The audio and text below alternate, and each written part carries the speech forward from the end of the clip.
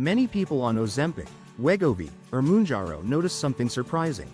Their cravings for alcohol, cigarettes, or other substances drop.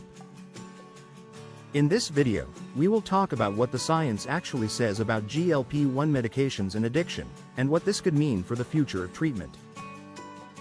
Early research and real-world data suggest GLP-1 drugs may help reduce cravings and substance use across several addictions, including alcohol, opioids, nicotine, cocaine, and cannabis. Large observational studies in people with type 2 diabetes have found that those taking GLP-1 medications have lower rates of new substance use disorders, fewer drug-related hospitalizations and ER visits, and significantly fewer overdoses and drug-related deaths compared with people on other diabetes drugs.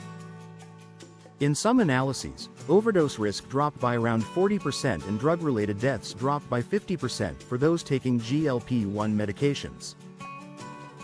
Alcohol use disorder is one of the most studied areas.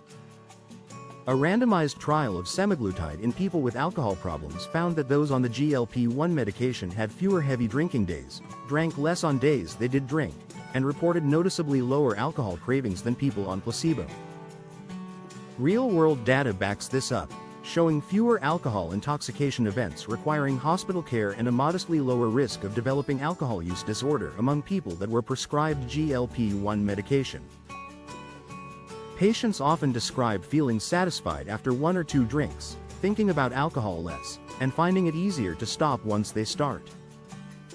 There is also encouraging evidence for opioids and nicotine.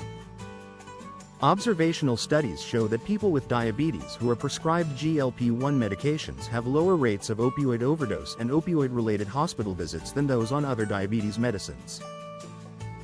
Small human studies and animal research suggest GLP-1s can reduce opioid cravings, lower self-administration of drugs like heroin and oxycodone, and decrease drug-seeking behavior after a period of abstinence.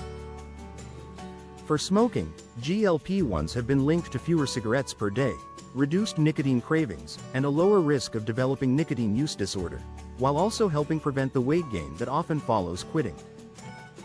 Scientists think GLP-1s work on addiction because they act on the brain's reward circuits, not just the gut.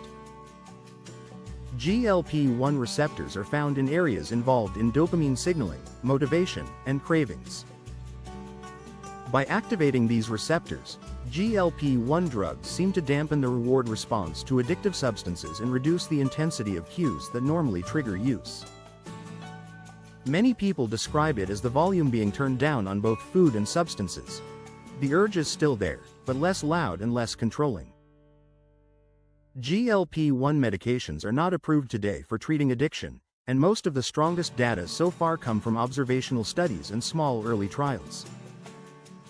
Randomized clinical trials testing GLP-1 specifically for alcohol, opioid, and nicotine use disorders are underway but not finished.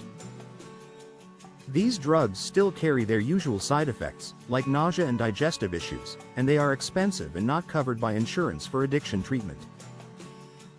They should not replace proven addiction treatments like methadone, buprenorphine, naltrexone, counseling, or support groups, but may one day become an additional tool alongside them. If you are already on a GLP-1 and notice your relationship with alcohol, cigarettes, or other substances changing, you are experiencing something that researchers are now taking very seriously. If you are struggling with addiction and wondering whether GLP-1s could help, talk with a licensed healthcare provider who understands both obesity or diabetes and substance use, and never change or stop existing addiction medications without medical guidance.